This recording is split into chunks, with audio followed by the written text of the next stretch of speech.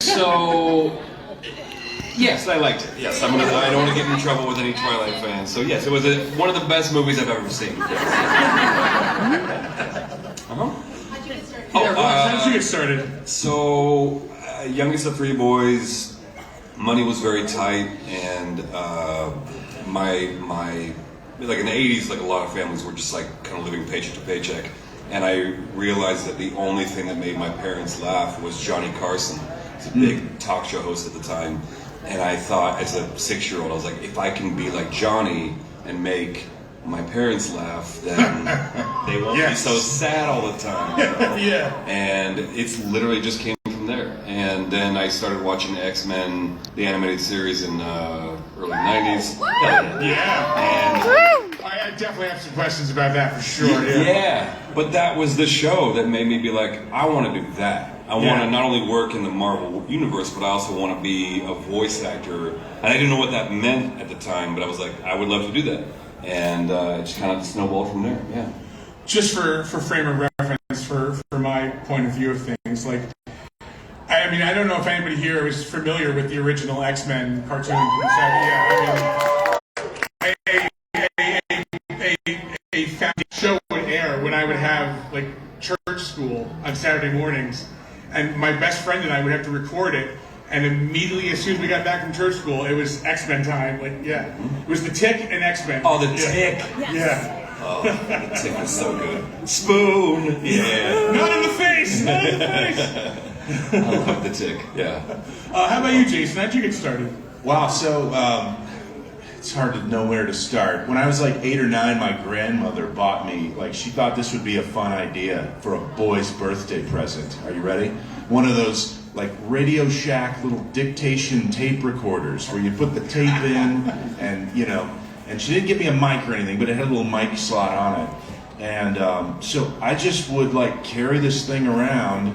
And I would, whenever I'd go anywhere, I had this thing with me, and I would just hit record, and we would just make stuff up. My guy roped my friends into it. We would like do little movies. I had not at that point seen The Warriors, the classic film by Walter Hill, but my best friend had, and he was obsessed with it.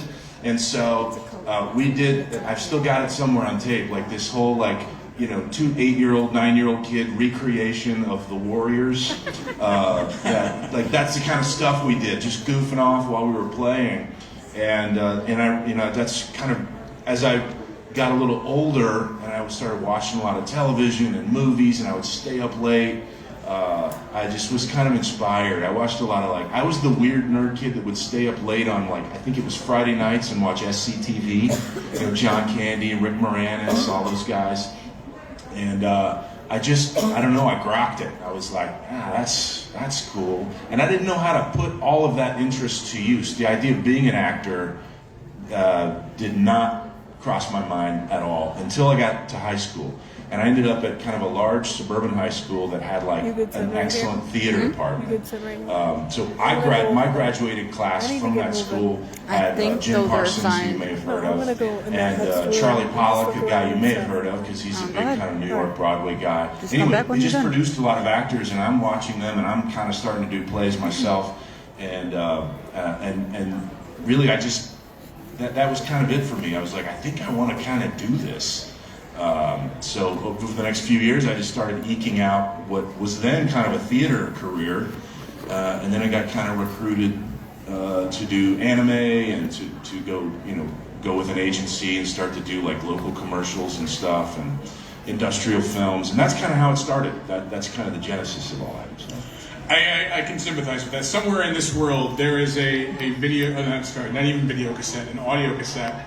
It was recorded in like a Fisher Price, like, you know, my first, like, you know, recorder thing of me, like, talking into a recorder, like, you know, this was in, like, the mid-'80s, so here I am, like, you know, 30, 40 years later, hosting podcasting and streaming, so I definitely get that talking. That's the thing, we didn't realize we were, like, podcasting back then. Yeah, it was before all that existed. We would do things where we were, like, talking to an audience. Hey, okay, guys, okay, today I'm with my friend Miguel, and we're about to run our bikes into that ditch over there. Miguel, how you feeling about that today? You know, it's like just stuff like that, dumb, you know, but just dumb fun.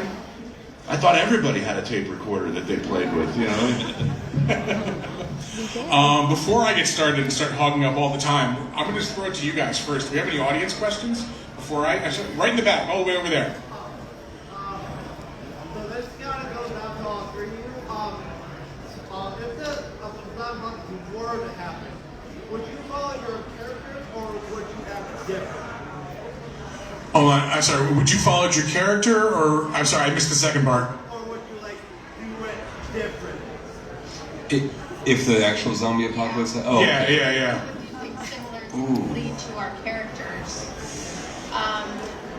Yeah, I think so. I think what was cool about my character is that she knew that the only way to survive was to just gather as much information and knowledge from other people as possible. And I think that's a great strategy. It was less emotional, but you kind of have to be if it's life or death, you know? So, yeah, I would probably do things similarly. I think I'd be close to Aaron, but I think Aaron had way more patience than I do. You know, he got beat up by Rick, he got beat up by the Saviors, he gets beat up by the Oceansiders, he gets beat up by literally every community that he comes up against. And he's like, oh, that's okay, you can keep punching me. And I'm like, at a certain point, I don't care how nice you are, you're gonna snap. And I think I probably would have snapped way earlier, even before losing my arm, you know. So, but I would definitely get a mace arm. That's what I would do for sure. That would be Big awesome. giant bludgeoning arm, yeah. Hell yeah. You know, Tobin was sort of well known for, it's sort of, I don't know if it's being a coward at first, but just kind of, you know, doing the bare minimum to get by until he meets Rick and the gang, and he kind of learns, you know, that we need to try harder, you know, basically.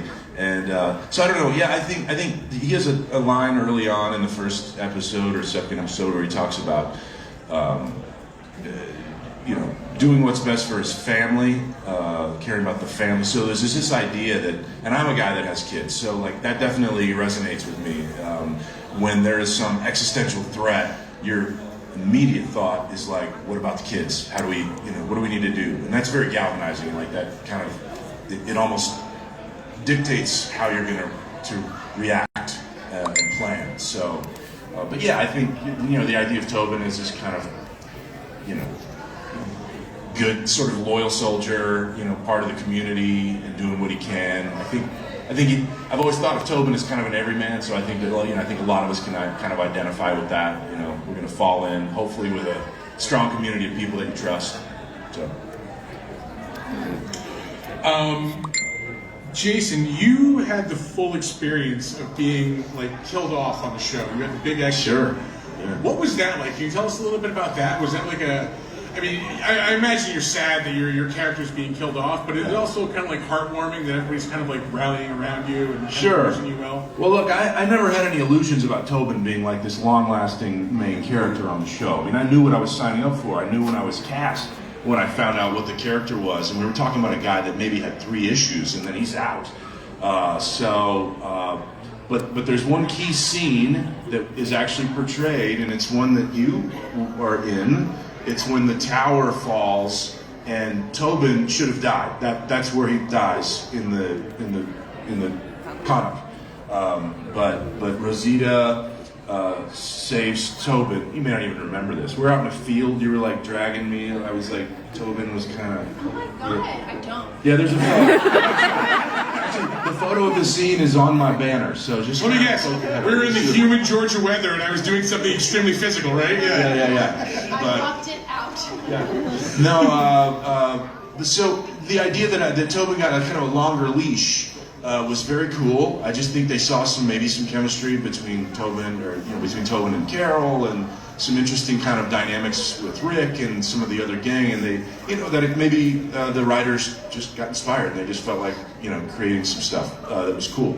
But I always said, what I hope is that when I do die, because I knew it was coming, I hope I go out with my boots on as a character. And like, I mean, I couldn't have asked for a better gift of an episode for that character to go out. You know, basically it was an homage to Frankenstein. You can talk to Jeff January, the director. That was totally like, this is what we're doing. It's Frankenstein. yes. I'm pretty sure you can give me a degree to anything if you just say it's a tribute to Frankenstein. Like, Sure. Okay, yeah. No, it's great. Who kills you? How do you die? So, if you don't remember, Tobin was fighting. There was a big incursion into this hilltop compound by the Saviors, and they've got like blood. They've got walker blood on the weapons. Yeah, they're cutting people. So, like, everybody, we're shooting. I'm taking out guys, but then some guy like sneaks up on me and like just cuts me. It's like, damn, what are you cutting? But then in the next scene, we see him in the infirmary recovering. And I get to have this like nice little dopey scene with Carol where we kind of, we can be friends after all, And but then the clock strikes midnight and something weird happens, and then you have that scene like out of The Exorcist where the eyes and everything just change, and and then after that it's a monster movie. So you should watch it. I did see it. I couldn't remember how you got infected. It's a fun episode because it just leans into the whole monster movie genre, and I think it was the first time in maybe in a couple seasons where we had seen just, if you watch the first season, it's all about the surviving the walkers, and then we're about surviving each other, and so this was just a nice moment where it was all about Walker eating people again. So. We're about zombies eating people. We're back to the basics here. Yeah. Were any of you guys fans of the comic before you got involved with the show? I was a fan of the show. I wasn't familiar with the comic, but that first Halloween episode in 2010, I remember my friends and I, we were like super broke, and my friend Miranda had TiVo, which I don't know if any of you remember TiVo, but you could tape live TV, and it was so revolutionary. And so we all came over with a 40 or a 6-pack, whatever we could afford, and just like holed up at her place. We're like, we can't go out, we can't afford to go to the bar, but we're gonna go to Miranda's place and watch this new show that we've been seeing publicized like crazy. And I remember watching it and looking at them and being like, do you guys want to watch it again? You watched it twice that first night. The pilot episode. No, I remember that. I remember, because I was a fan of the book, and I remember telling people, this is going to be good. Yeah. Trust me, you're going to want to watch this. And it was. I mean, it was so well done, and I think, they went back and forth with the script a bunch of times, and this is a fun little fact that some of y'all might not know, but they weren't really sure who was going to be playing Rick and Shane up until, I think a month or two before they began filming. Oh, really? John Barenthal was going to be Rick at one point, and Andy was going to be Shane, and it was just this weird back and forth. I still can't imagine Shane being Rick. Me either. It just doesn't make any sense to me because Andy is so clearly Rick Grimes. Yes. Woo! Right. I mean, and John is so clearly Shane. I mean, in my mind, I can't imagine either one of them switching, but that was a real serious question mark. Who's going to play who? I can imagine it if you completely if you erase Andy from your mind for a minute. Sure. You can go, Nope. Given each other spaces. Yeah, right. Sure. Yeah. Well, that's right. It's so burned into our, consciousness now. Yeah. I never knew about the comic books and just had heard about the show. And then when I was cast, I binged it, but I remember getting the call from my rep saying, that you auditioned for Walking Dead, you're being cast in that show. And it had been so long since I auditioned that I went, what the hell is that? I was like, no, but one worse, I went, the period piece, the show, the period. I thought some Victorian, I didn't even remember. Oh my god. That popular 1890s dead, zombie show. Yeah. And they were like, no, the other thing, I'm trying to think of what I thought it was, and I think it was maybe Boardwalk Empire. Oh, interesting. Boardwalk Empire with zombies now? It's not a show I didn't know I wanted until right now. Yeah, I had no idea. Oh, so you didn't, just knowing, Rosita's fate in the comic is different than it is in the show. You weren't don't do the book. No, and I remember one of my first episodes, I was sitting with some of the other cast, and they were we were at dinner, and we had just gotten a new script, and they were flipping through the script, and I was like, why are you ferociously going through the script? And they were like, I want to see if I die. And I don't know why, but I never had the worry or fear that I wasn't going to be around. This sounds maybe even egotistical, but it wasn't about me. It was just about like what I knew about the character I was being cast as. But I just knew that I was going to be around a very, very long time. And when my death in the comic books was like coming up in our filming of the show, I wasn't even like mad about it. Like, yeah, it was gonna suck not being with my friends, but I was like, I'm just happy to be here at all.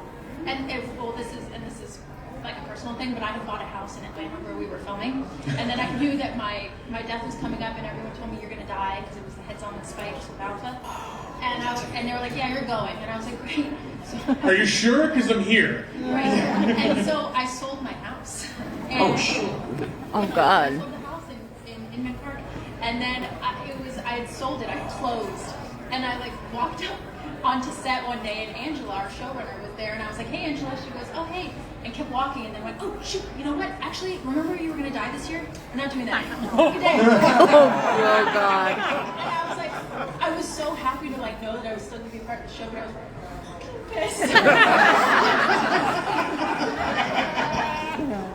pissed. You couldn't tell me that yesterday. Do we have any more audience questions before I start going ahead? Right over here, you.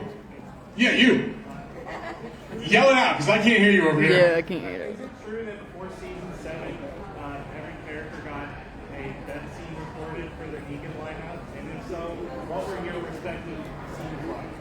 Okay, so, yeah, if you didn't hear, is it true that every character got a death scene recorded before season 7 with Negan? Not every character, but most of us. I thought it was everyone that was on our knees. Well, they showed us all getting our heads bashed in, but acting out the entire, like, there was one where it was me and Sasha, there was one, I think, you and Maggie, Yeah. there was another one where it was like Eugene and Carl, I want to say. And the whole point was to throw off the scent, because at that time we were getting so many spoilers. It was one of the most watched shows in TV history, and it was like the biggest show on TV at the time. And there were some editors, unfortunately, It was? who were leaking our stuff ahead of time, because who else would have access to that It footage? better have been paid good. And, well, they did all these alternative deaths to throw off the scent, and they found out who the leak was. It was some I think it was an editor in Turkey, I want to say, or Syria or something. Like some, Really? Yeah. Wow. And they caught the guy. But we had to do 2 days extra of shooting all these alternative death sequences. We're like, this is ridiculous. Like, what a waste of resources, you know? And Did you guys not know at all, like, what was going to be used or what was not No, going to we be knew. used? no, we knew it was gonna be Okay. Yeah, but we knew that we were doing it specifically because we were having so many. Just just anti-spoiler, basically. Yeah. Yeah. Oh, that's crazy. It was crazy. Yeah. I'd never done anything like that before or since, you know. Yeah. Yeah, we have to make a fake show to throw off the scent of the real show. Like, that is crazy. Yeah. I have some more questions here. I'll start off with Christian. Again, before I start hogging up all the time, does anybody have any questions at all? You right over here. Besides, like, your other people up here, who was your favorite cast member to work with? Who is your favorite cast member to work with? And yeah, I think that's like different for all of us because there were so many of us and we were grouped, you know, a lot of the time. And so like I think mine became Josh, Alana, Lauren. Like, do you guys remember Kratom? Oh, yeah. So like that became like we ended up working with each other a lot. But then there was a time where like I was working a lot. It was like Rosita and Daryl a lot. And then I think towards the end, you and I and Melissa were working together a lot. Yeah. But I mean, I got really close to Lauren and Alana just because you know we got to be like the girls and you know. I loved working with Cooper and Cassidy, Jerry and Lydia. We had a lot of stuff to do in the last season together, and if you've ever met Cooper and Cassidy, they're just the nicest, most lovely people on the planet. Cassie's And not in the best. just like a ball of joy and kindness and genuine, not like you know some people are like pretending to be your friend, but then they're like stabbing you in the back, like. The sweetest people. I loved working with my daughter too. We just didn't get a whole lot of scenes together. She was great. Judith, Kaylee. Oh my God! Wow!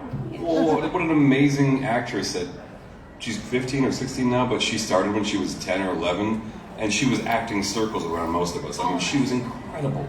I'm like, guys, can Incredible. we get it together? Can we Yeah. Like We're gonna pick up our game, guys. Like, her introduction in the show was that 6-year time jump, and she's like an expert sharpshooter from a mile away with a revolver. But she was so calm and so effortlessly in that character from day one. And how funny, because we say the same things about Andy. She Yeah. plays his child, like it's, 100%. yeah. Yeah. oh, it's like she's really like his, yeah. Like, Because she embodies not just the daughter of Rick Grimes, but also like the protege of Andy Lincoln. Like they really had the same kind of grounding on set. did they work together at all, or like was Never. it? Oh yeah. Oh, Never. wow. Never once. I don't think they even met. I don't think they've ever met. Really? I don't know when they would have.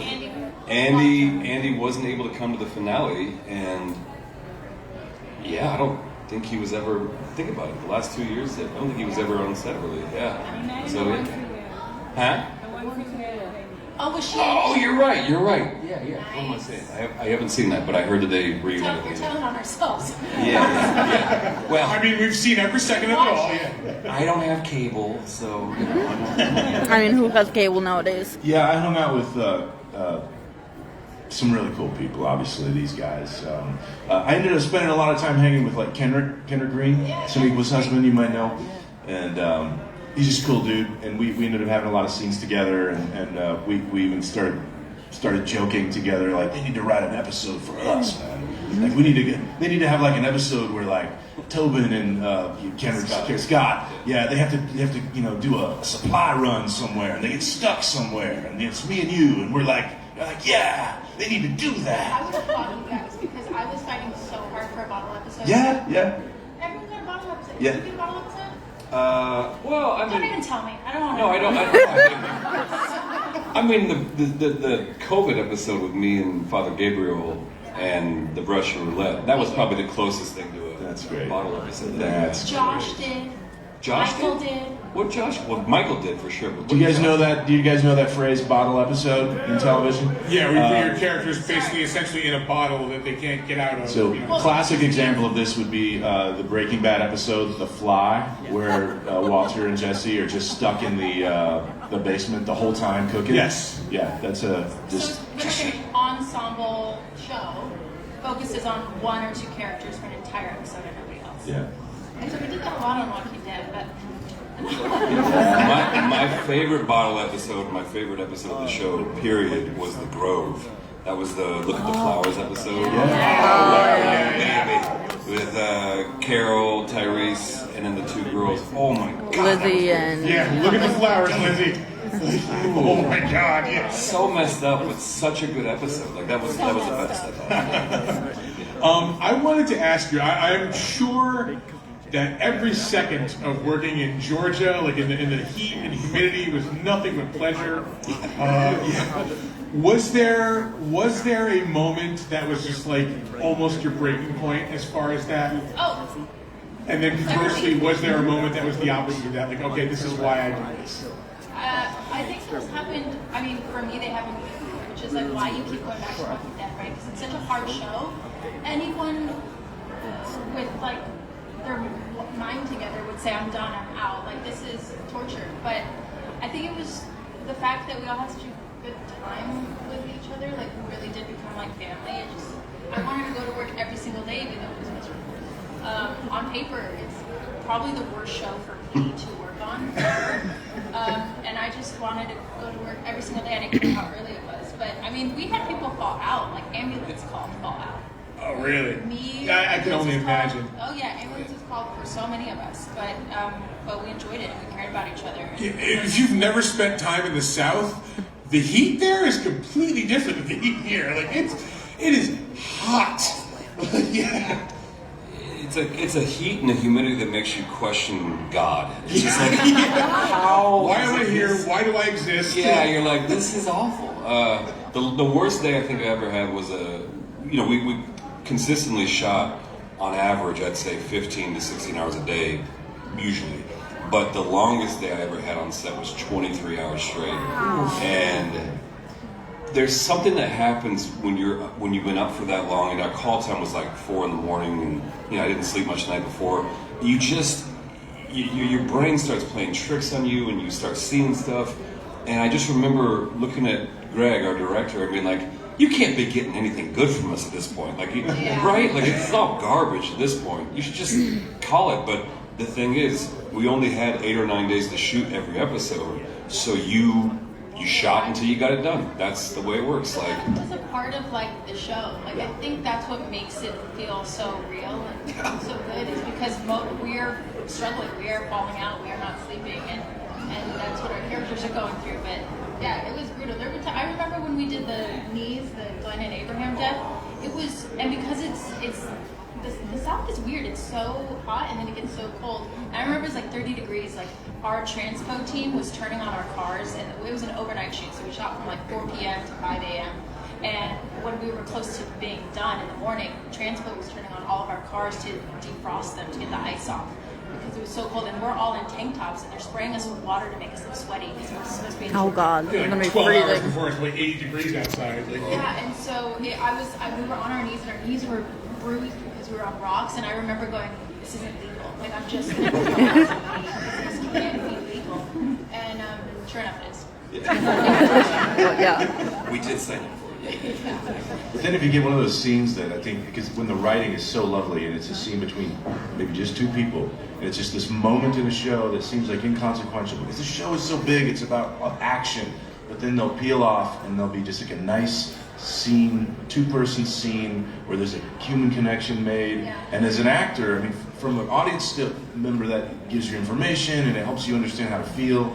And it's maybe not what you're tuning in for, but as an actor, you love that stuff because it's dialogue to chew on, and you have these moments, and so that's what makes it really like, oh yeah, that was great. I just wanted to kill people. That stuff's fun.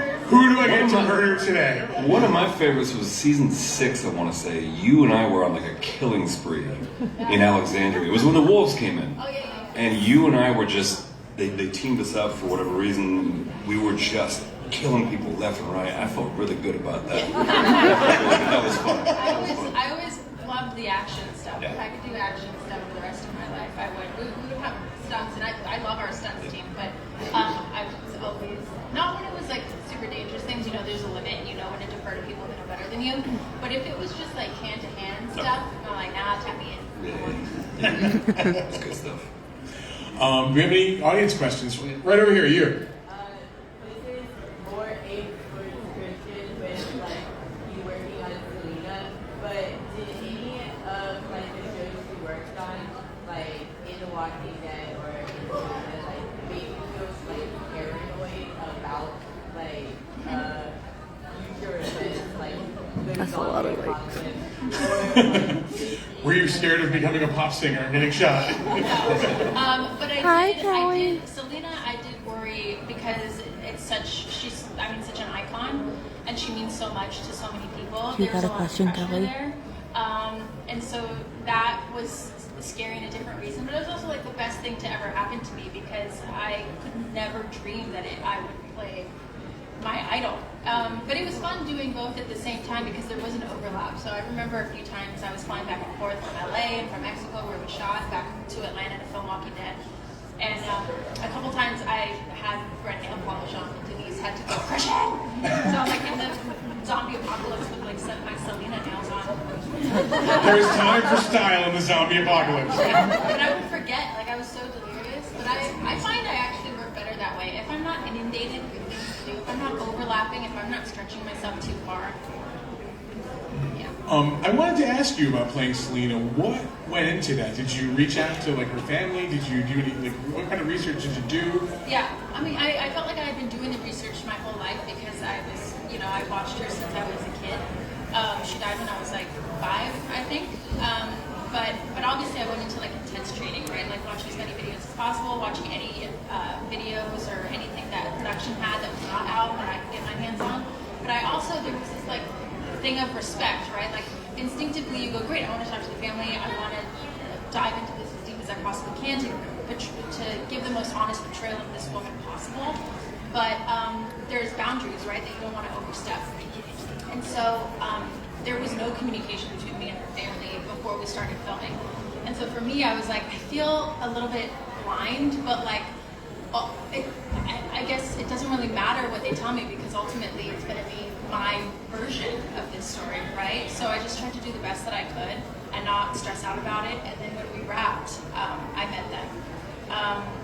And it was lovely. And I spent time with her parents and with Suzette and with Abe, and I was way overserved. I can't, there are videos of me dancing on way too much tequila in Corpus Christi.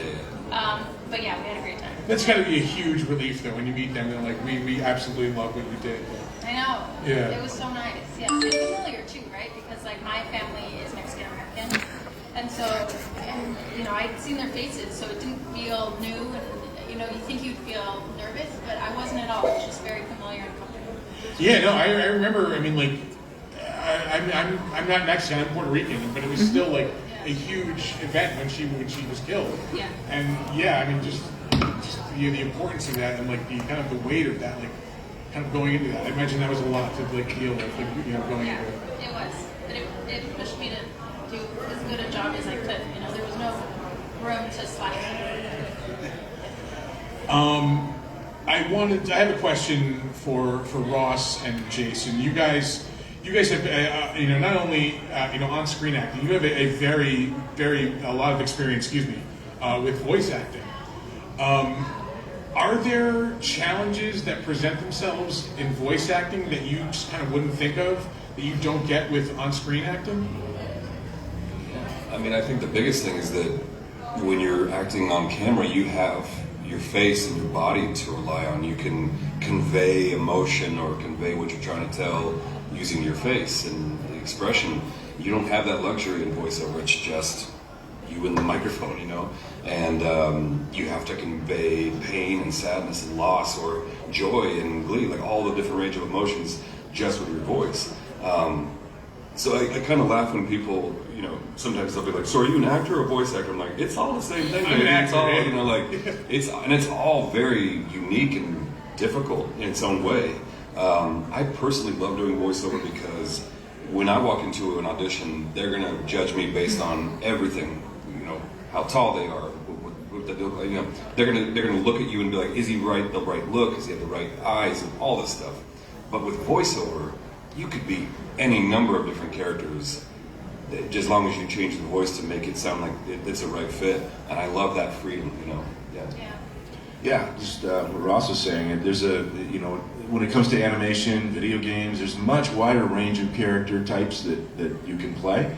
So it's freeing in that way, but it's also challenging too because it also widens the kind of palette of colors that you can choose from in terms of how to interpret a character emotionally, and are they, you can often find yourself doing a much kind of bigger kind of performance than maybe you would do if it were the same character on camera, and you just have to figure out if that's appropriate for the show that you're in. So it's a technical challenge, I guess is a short way of putting it.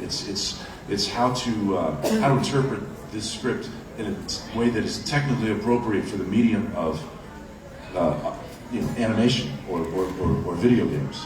So we have any audience questions? Right here, you. So, following up for Ross, after you started becoming well known on the show, doing talk shows, you got well known for doing impressions. Did you ever want to do impressions on the show? Did you ever pitch that? No, but Greg Nicotero, one of our main directors and producers, pitched that, and he did. He came up to me. It was after Glenn died the first time at the dumpster gate, when everyone thought he died, but it was in fact Nicholas's body that had been ripped apart. And me and Maggie are writing the names, or we're wiping the names off of the wall because we were holding out hope that Glenn's still out there. And Greg was just like, I really want you to do this scene as Christopher Walken. I was like, Bruh, and I said, imagine. Particularly Walken today. yeah. I was like, what? He's like, what do you mean, like his acting style? He's like, no, I really want you to just be Christopher Walken. Wow. This is a dumb idea, but if you say so, let's do it. And so, and I didn't tell Lauren. He's like, don't tell Lauren ahead of time. Okay, cool. So she's like wiping this stuff off there, and I go, I know you're expecting me, baby. Aaron. is a great name for both a boy or a girl. Just saying, could work both ways. And like, Lauren looked at me like I was like an actual crazy person. Like, what? And that was the only time I think I've ever been told to do a voice on the show. Wow. For a bit, for Lauren, right? That was just for a bit, yeah. It's probably on some behind-the-scenes footage somewhere, but then in season 10, I want to say, Melissa McBride, Carol, kept asking me to do my impression of Norman in front of Norman, and that did not go over well. Do it. My Norman impression is like really good. Do it. How good is it? It's like, no, like, because like Norman, like, Yes. I mean, like, Norman has this thing where like, he's like a dabber, right? Like he's kind of like a Sounds just like him. right. But then when he's like Daryl, he's like, no, that's not what we're doing. It's just basically like a lower octave of his normal voice. Spot on. He did not care for it, and as soon as I finished, Denise, one of our producers, came up. She's That like, was spot she on. tapped my shoulder. She's like, "It's been nice knowing you." And I was like, "I'm gonna get killed off for sure." Yeah. Wow. Ross, I wanted to ask you, That was spot what on. age did you realize that you had a talent for like mimicking people and doing these voices and stuff? I mean, I like I said, I started doing it when I was a kid, but really, it wasn't until I hit puberty. You know, because before that, it's just like there's nowhere near sounding like John Travolta or Johnny Cash or any of these people that I was doing. But it probably wasn't until college that my voice finally settled. I was a big smoker, and I'm not condoning that to the kids out there. Don't smoke. But I was a Do big, it unless it looks cool. yeah. Unless you oh no. But I was a big. I was this idiot kid that was like really raised Christian conservative, so when I got to college, I was like, I'm gonna rebel in the most dumb fashion possible, and I decided to take up cigars. Like I skipped cigarettes and I went right to cigars. So I was this weird 19-year-old kid walking to class with a giant stogie, and I was like, what a dickhead! Like, I look back and I'm like, why did I do that?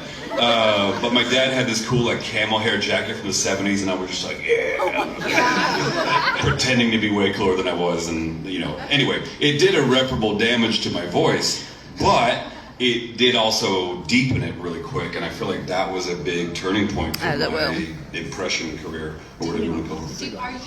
Are there any female impressions that you have that you think are like great?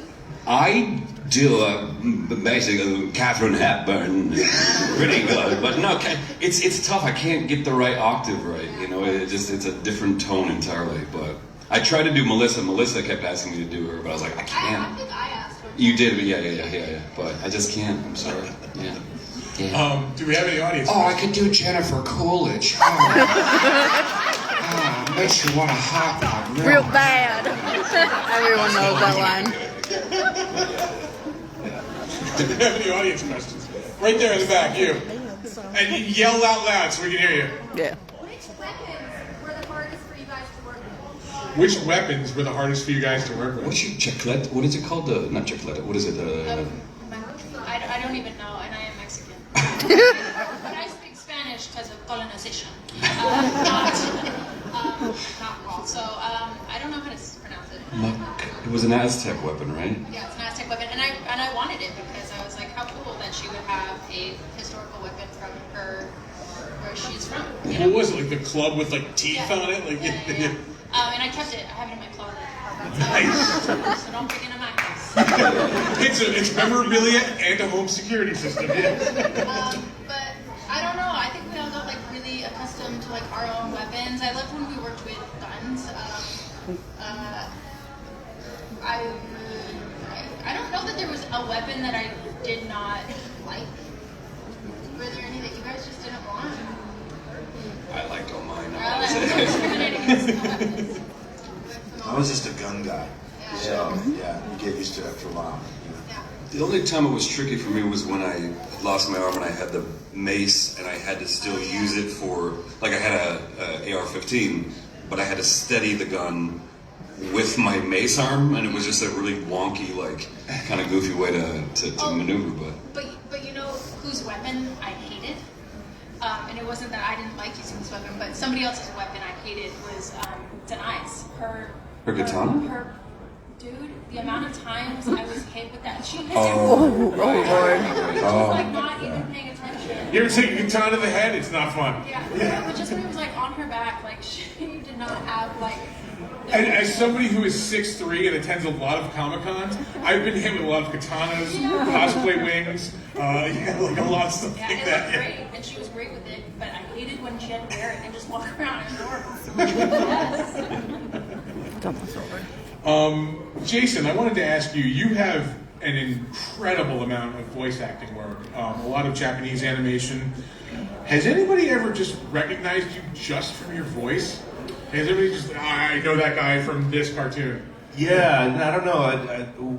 On the rare occasion when I do get recognized, I think we've all done enough of these things now that like kind of our images are out there. So like if you are a big fan of Dragon Ball, you probably know what Jason Douglas and Sean Schemmel and Chris Sabat look like, and you know, just because we have been seen a lot. So I don't know. I mean, I've never had a situation where somebody's like, your voice sounds strangely familiar. Are you the voice actor of... No, that Can I get a little Dragon Ball, please? Well, I don't know. Do you have some delicious pizza for me? Perhaps I'll have to dabble into that a little bit later. Pedro Nobiris, he's kind of a foodie. So it's just... But my daughter's doing that. She's like, oh, like we'll be watching something. She's like, I think that's the voice of this person. And yeah. We were watching Teen Titans, and I was like, that's Kari. Yeah. Oh my God. Cyborg. No, but what's Kari? Oh, King Ezekiel. Oh, King Ezekiel. Yeah. So, King Ezekiel, aka Kari, has been playing Cyborg in Teen Titans and Teen Titans Go for like 22 years. And I will say, one of the genuinely nicest people like I've ever interacted with. Also in Lion King something or other. And the amount of times my daughter finds our cast in different episodes. The monkey, right? I think so. Yeah. Rafiki. Rafiki, yeah. I was like, what am I? Yeah. You know what I'm talking about. Yeah. Oh, nice. I wanted to ask. Oh, hold on. Before I go on, audience questions. Anybody besides me, please. You right here. Is there a moment for seeing Charles Xavier that really sticks with you? I do want to ask about that too. Just to build on that question, that's a good question. Like, I in my research, I saw that you were such a huge fan of the original X-Men series, and again, same here. Like, I hear that. What is it like? Just hearing, not only being involved with this reboot, but finding out that you're not only your Professor, Professor X, you're like the guy. But also the quality of the show is just amazing. If you haven't seen it, like X-Men '97 is amazing. Yeah.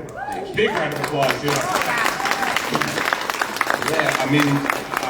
I still get goosebumps whenever I watch it. It's the strangest thing where I've been working on that thing for 3 years. And to your question, there's that. Have you seen the whole season? So I won't spoil it, but there's a very specific scene towards the end of the first season with Magneto and Charles, where he's in his mind, right? And we must have done that, 12 different times, because Matthew would do his recording as Magneto and I would do mine, and we never met each other until the premiere. So we'd be doing different takes, and he's like, they're very like, ooh, I like the flavor he did with this, let's have you react to that. But it's not like it was back in the day where everyone would be recording together. You're all recording on an island on your own, and you're just like, I think they might perform it like this, but I don't know.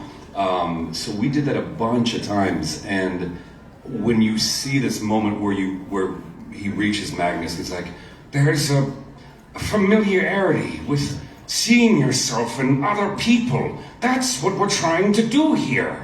And you're like, and the fans in the screening we were at were just like wiping away tears and shit. I was like, oh man, that's what you hope to do. That's why we got into this. I think I mean, for me, I think when you do good work and you're like, you see the effect of what it means to people, like that's the best feeling ever. That's the best feeling, you know?